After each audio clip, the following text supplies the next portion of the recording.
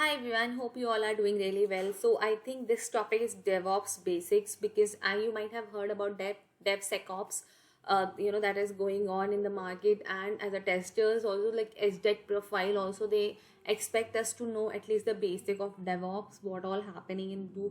So there will be like another videos coming on. So stay tuned.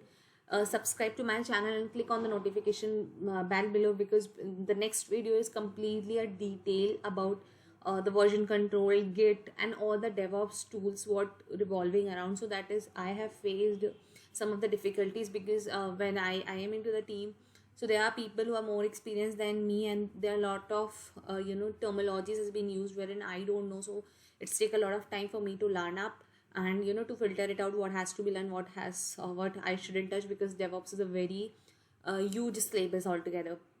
So here I have come up with a video wherein you have all the basics, and these are the good for your learning as well. So yeah, I again request you to guys subscribe to my channel and stay tuned for the next video, because that is I think 20 plus slides I've just completed up.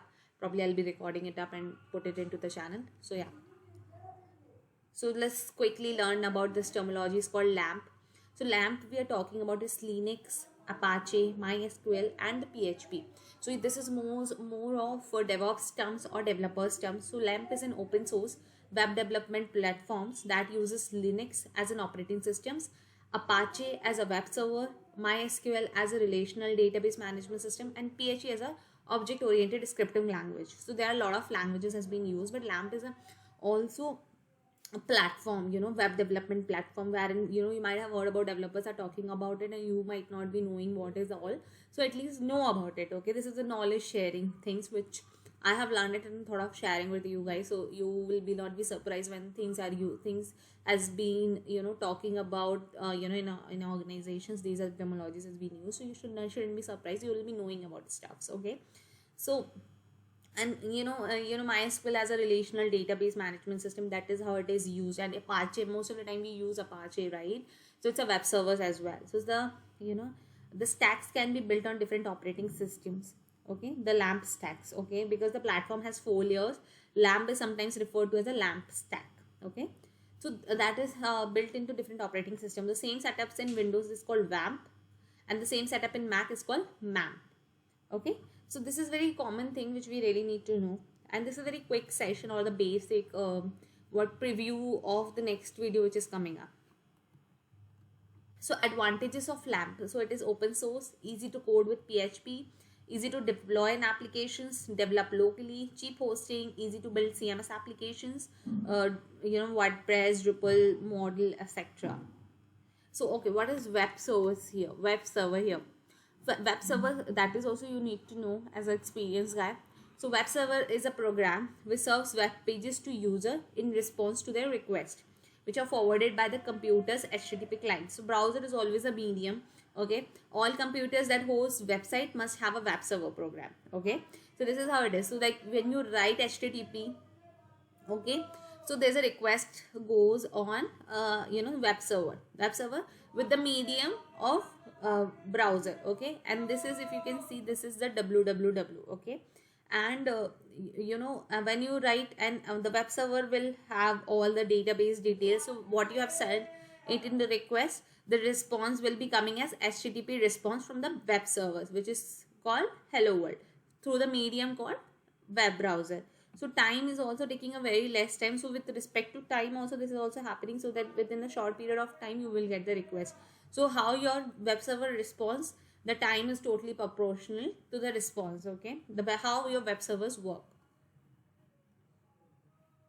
Okay, the purpose of web server. So web server's main purpose is to store website files and broadcast them over the internet for you site visitor to see. In essence, a web server is simply a powerful computer that stores and transmits data via internet. Okay, web servers are the gateway between the average individual and the world wide web. Okay, so it's a gateway, like there's a www, right, about you, right? So you will be searching inside a www. So if you can see it here. So with the web servers, you will be communicating. So here all the informations are there, and it is in the web server is a medium, right? Okay. are the gateway between the average individual and the what. So it's a gateway. Web servers act as a gateway, medium. Okay, between. Okay, okay. So for you to connect with web server, and the www is the medium, will be the browser, and the webs like to you to, like the user and the web servers, there's a medium called uh, to user to get the information from www, you will be doing as a web server. So that's how it is. So web server is a medium.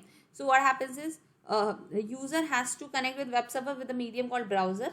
Okay, so user will be connecting to www, it's a medium called web server. So this is how it is.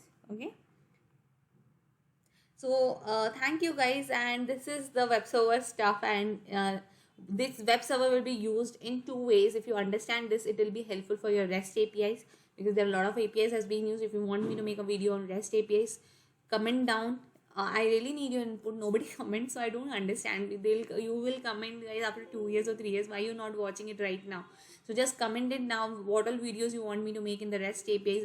REST APIs. I know a lot of I have a lot of knowledge in REST APIs, but I need your input if you want me to share with you guys or not. So that is one thing, and this, stay tuned for my next video which is coming up, and it is a complete knowledge for our DevOps things. And if you're planning for the certifications and all, that will really help you. The version controls, the merge conflict, everything will be, I'll be gonna cover into next video. So stay tuned, guys. All the best. Thank you.